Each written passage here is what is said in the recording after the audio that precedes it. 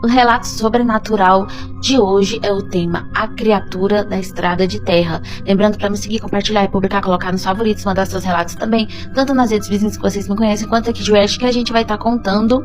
E vamos chamar hoje quem manda um relato de Paulo. E Paulo nos conta. Era uma sexta-feira à noite quando decidimos viajar para a fazenda do meu avô, no interior de Goiás. Eu, meu irmão Caio e minha prima Júlia. O céu estava limpo. A estrada de terra parecia tranquila e o clima era de risada e expectativa. A gente queria escapar da rotina, respirar o ar do campo, ouvir os grilos e dormir com o som do vento. Mas a viagem tomou um rumo estranho quando o carro, o Uno 2006, o guerreiro, mais cansado, começou a falhar. O motor engasgava. O rádio chiava e o GPS travou.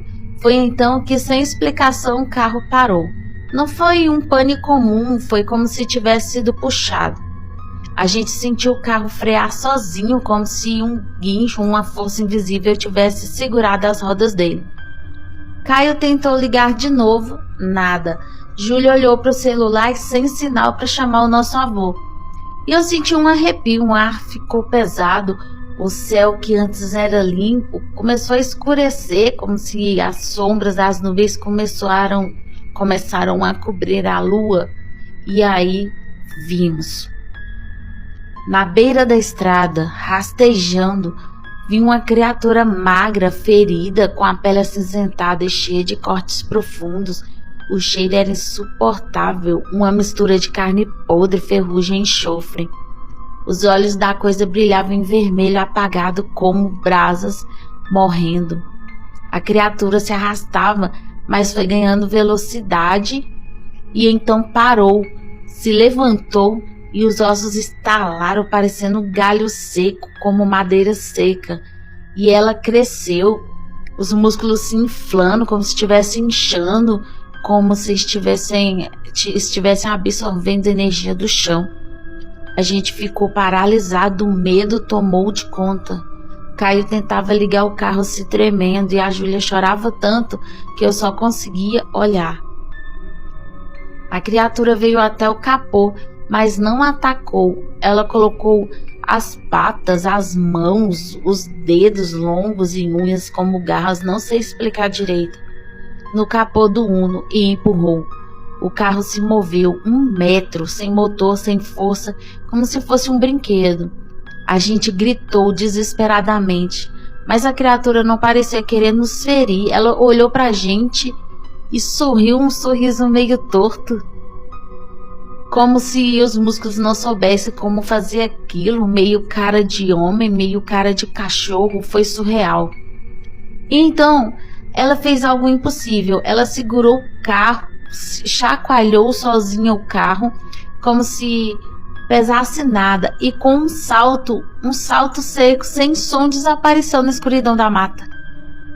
E o carro voltou a funcionar. Caio ligou sem esforço. A estrada parecia diferente, como se aquele trecho tivesse sido marcado. E quando chegamos à fazenda, meu avô nos olhou e disse: "Vocês pararam no ponto do magnetismo não, né? Lá é perigoso, onde a terra achamos que não é de lá." A gente olhou um para o outro, não entendeu nada. Aí ele explicou que aquele trecho da estrada era conhecido por fenômenos estranhos quando era lua cheia, e que bússolas giravam sozinhas, carros estragavam, que animais evitavam passar por ali, que às vezes umas criaturas estranhas apareciam. Naquela noite ninguém dormiu. O cheiro de enxofre parece que não saía do meu nariz e as luzes da casa piscavam. Toda vez que piscava, eu ficava com medo. Aí começamos a ouvir passos no telhado, passos lentos, como se fosse um animal andando e olhando e observando. No dia seguinte fomos embora sem dizer nada. Nunca mais voltamos àquela estrada, muito menos à noite na fazenda do meu avô. Mas às vezes quando o céu escurecia, eu sentia aquele cheiro, eu ficava com medo. E lembro do sorriso torto daquele animal, do carro sendo empurrado como se fosse feito de papel. E isso ainda me deixa com muito medo. Depois de tudo que contamos para o nosso avô, o empurrão do carro, o salto da criatura para a escuridão, meu avô nos contou que os antigos daquela região sabiam. Disse que há décadas os moradores falavam de um lobisomem que viviam por ali, que não era como os filmes, ele não atacava pessoas, ele comia galinha, cachorro, vaca. Sempre à noite, os animais sumiam ou eram encontrados rasgados, mas nunca humanos. Mesmo assim, todos tinham medo, porque ele aparecia em silêncio e quem já viu nunca esqueceu. Segundo os relatos, os lobisomens surgiam na encruzilhada, ficava parado observando e quando alguém o encarava ele sorria. Um sorriso torto, estranho, como se quisesse dizer: eu sei que você está aqui. E então desaparecia no mato, sem correr, sem som, como se fosse engolido pela terra. Alguns dizem que ele é uma alma presa entre mundos, outros que foi um homem amaldiçoado por mexer com forças que não entendia. Mas todos concordam em uma coisa: ele nunca ataca quem está em paz. Meu avô olhou para a gente e disse: vocês estavam com medo, mas não estavam em pecado, por isso ele só empurrou o carro, só mostrou que ainda está lá. Desde aquele dia a gente nunca mais passou ali. Incrível, incrível essa história. E ele ainda deixa no final: se um dia você estiver numa estrada de terra e o carro parar sozinho, olhe ao redor. Se for em uma encruzilhada, lembre-se, saia dali o mais rápido possível. Muito boa. Deixa aqui o comentário o que vocês acharam do relato deles também. E mande de vocês que a gente conta aqui. Pode mandar na outra rede vizinha, onde é que é onde vocês me conhecem, que a gente vai estar cantando. Colocar nos seus favoritos, mandar o relato de vocês também aqui nas redes vizinhas e deixar muito coraçãozinho e o que vocês acharam dessa história bem aqui no vídeo e vamos lá. Primeiro eu vou explicar onde ocorreu para que todos entendam. O Centro Cultural Martins Sererê. Ele é localizado no setor sul de Goiânia e é conhecido por sua arquitetura peculiar e por ser um dos principais polos artísticos da cidade. Mas por trás das cortinas dos teatros Iguá e Piguá e do Teatro Arena Itaquá, há histórias que não estão nos programas culturais, histórias que sussurram pelos corredores, que se escondem nas sombras das paredes antigas e que fazem o coração acelerar mesmo quando tudo parece calmo. O prédio, antes de se tornar um centro cultural, era um reservatório de água e dizem que durante a ditadura militar, partes do espaço foram usadas como salas de tortura. Essa origem sombria parece ter deixado marcas profundas, não apenas nas estruturas, mas na energia do lugar. O que eu vi no Martins Sererê? Vamos lá. Meu nome é Ana, pode me chamar. E eu nunca contei isso para muita gente, só para quem eu sinto que vai entender. E eu sinto que vocês vão, e quem estiver assistindo. Foi no Centro Cultural do Martins Sererê, ali no setor sul. Quem mora aqui em Goiânia conhece, você conhece, né? Perguntou para mim. Mais ou menos. Aquele lugar tem uma energia diferente e não é só porque é antigo, é como se ele guardasse coisas que não querem ser esquecidas. Eu tinha 23 anos, estava ensaiando uma peça com meu grupo de teatro. Era uma quinta-feira, fim de tarde, e o céu estava meio cinza, sabe? Aquela garoa fina que nem molha direito, mas deixa tudo úmido. A gente ia usar o palco do Piguá, que fica dentro do Martins Sererê. E eu estava animada, mas desde que entrei no prédio senti uma pressão no peito, como se alguém estivesse me observando. A peça era intensa, cheia de drama e, justo na minha cena mais forte, as luzes apagaram. Do nada, silêncio total. E foi aí que eu vi, no fundo da plateia tinha uma mulher, vestida de branco, parada. Ela não tinha rosto, Joelma, era como se a luz não encostasse nela. Eu congelei, gritei, mas ninguém mais viu. Quando as luzes voltaram, ela tinha sumido. Fui pro banheiro, tentando me recompor. No caminho passei por aquele corredor que liga os teatros ao antigo reservatório. Ali o ar era mais pesado, as paredes pareciam respirar e eu ouvi passos atrás de mim, mas eu estava sozinha. Quando me virei, ela estava lá de novo, mais perto, a mulher de branco. Ela estendeu a mão e eu senti um frio que atravessou meu corpo. Meus joelhos cederam e eu desmaiei. Me acharam minutos depois, caída no chão. Me levaram para fora e me deram água e tentaram me acalmar. Mas ninguém acreditou. Disseram que era estresse e imaginação. Mas eu sei o que eu vi e não fui a única.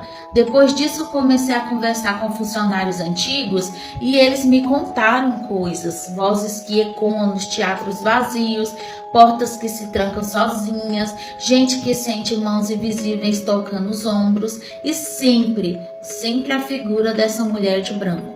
Eu nunca mais voltei lá, mas às vezes quando eu passo perto sinto aquele mesmo arrepio, como se eu ficasse com medo de encontrá-la novamente, esperando e me observando. Não sabia desse local, mas um relato muito legal. Se você gostou, deixa aqui nos comentários. Se você já passou algo parecido, mande um relato de vocês também. Eu gostei bastante. E não esquece de me seguir, compartilhar, publicar e pôr nos seus favoritos. O tema do relato sobrenatural de hoje é o caso Maledite, que é um relato que me foi contado por um enfermeiro aposentado, que vou chamá-lo de Silvio na história, no roteiro, que trabalhou por mais de 30 anos no hospital, que também não vou dizer o nome, e aqui em Goiás. E ele me procurou depois de ver um dos meus vídeos sobre os relatos sobrenaturais, gostou e disse que precisava tirar, algo que ele queria contar há muito tempo, respeitosamente. Então ele me contou, eu repassei a história, configurei ela no formato pra gente aqui entender direitinho e vou contar pra vocês. O hospital que ele trabalhava foi fundado em 1952 e por muitos anos teve uma ala psiquiatra chamada Ala 6. Era onde ficavam os pacientes considerados perigosos ou sem diagnóstico claro. O Silvio trabalhou nessa sala por 12 anos e foi lá que ele conheceu a Maledite. Maledite não era um nome comum. Segundo os registros, ela foi internada em 1989 com 19 anos. Não tinha família conhecida. Foi encontrada vagando pela BR-153 descalça, com o corpo coberto de arranhões e falando coisas desconexas. A polícia achou que ela tinha fugido de algum ritual, mas ninguém nunca reclamou o desaparecimento dela. No hospital, Maledite era diferente de todos os outros pacientes. Ela não gritava, não se debatia, não falava com ninguém, mas os olhos, Silvio disse que os olhos dela pareciam ver coisas que não estavam ali. E o mais estranho, ela nunca dormia, nunca. Os médicos tentaram sedá-la, mas os remédios não faziam efeito. Ela ficava sentada na cama, olhando para o teto, murmurando palavras em uma língua que ninguém conhecia. Com o tempo, coisas estranhas começaram a acontecer na ala 6. Pacientes que estavam estáveis começaram a ter surtos violentos. Um deles arrancou os próprios dentes e outro tentou se com lençóis, Vocês entendem? E sempre antes desses surtos, eles diziam ter sonhado com a menina dos olhos pretos. Silvio começou a desconfiar, então ele decidiu observar a Maledite mais de perto. Uma noite, ele ficou de plantão e passou pelo quarto dela às 3 da manhã, e ela estava em pé de costas, encarando a parede.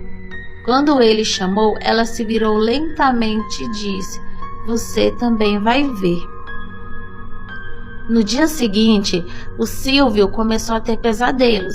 Ele me conta que ele sonhava com um corredor escuro, cheio de portas, e atrás de cada porta alguém gritava. Mas ele não conseguia abrir nenhuma, só ouvia, só escutava. E no final do corredor sempre estava a Maledite, com os olhos completamente negros, sorrindo. Ele tentou pedir transferência, mas o hospital estava com falta de pessoal na época, então decidiu investigar por conta própria. Vasculhou os arquivos antigos e descobriu algo perturbador: que o nome da Maledite aparecia em registros de 1963 a 1974 e 1981, sempre com o mesmo perfil: jovens sem família, olhos negros, linguagem desconhecida e sempre internadas na ala 6. Era como se ela voltasse com o mesmo corpo a cada década, ele imaginou sozinho. Então Silvio ficou obcecado e começou a registrar tudo. Mas quando mais se aproximava da verdade, mais os pesadelos pioravam. Ele começou a ouvir vozes mesmo acordado. Viu Maledite parada no corredor, mesmo quando ela estava trancada no quarto. E uma noite ele acordou com sangue nas mãos. Tinha se cortado sem perceber. Ele não sabia aonde tinha se machucado. Foi aí que ele decidiu confrontá-la. Entrou no quarto dela sozinho às 3h17 da manhã. Ela estava sentada sorrindo e disse: "Você abriu a porta?" Silvio desmaiou de repente. Ele conta que só acordou, que quando ele acordou ele estava no chão do quarto, com os olhos machucados, como se tivessem sangrado. Foi afastado do hospital dias depois, diagnosticado com psicose aguda. Ele ficou doente. Mas ele jura que nunca teve histórico de doença mental alguma, que ele era completamente saudável. E o mais assustador é que a ala 6 foi fechada em 1991, após um incêndio misterioso que destruiu todos os arquivos. E a Maledite desapareceu. Não há registro de alta, transferência ou óbito, nada naquela época. Então Silvio diz que a última tentativa de mostrar que era real era o caderno de anotações que ele tentou mostrar para uns amigos, que tinham desenhos e datas, e conseguiu tirar uma foto. E nessa foto da ala 6, no fundo da imagem, era quase imperceptível uma figura feminina com os olhos completamente negros encarando a câmera quando ele tirou. Mas aí, de repente, logo quando ele mostrou esse caderno para os amigos, desapareceu. E dias depois que ele contou tudo, um dos amigos dele que ele tinha contado teve um infarto fulminante e perdeu a vida. E quando os outros amigos dele foi tentar ajudar a procurar o caderno dele, não estava mais lá. A família dele também disse que nunca viu, tentaram ajudar ele a procurar o caderno e não acharam, que não achava nenhum vestígio disso.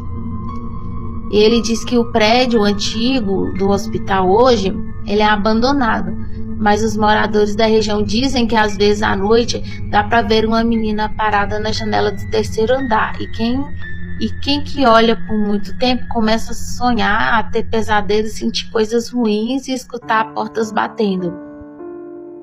E ele também não consegue explicar, porque com o amigo dele, que é o que ficou com mais medo, quando ele mostrou o caderno na época que estava em mãos, ele veio a perder a vida no infarto naquela época. Então, assim, muito surpreendente o relato dele, gostei bastante. E não esquece da tarefinha. Deixa aqui seu comentário, me segue, curte, compartilha, republica, coloca sempre nos seus favoritos, que é muito like comentário, e mande o seu relato também, que a gente aqui vai contar pra vocês.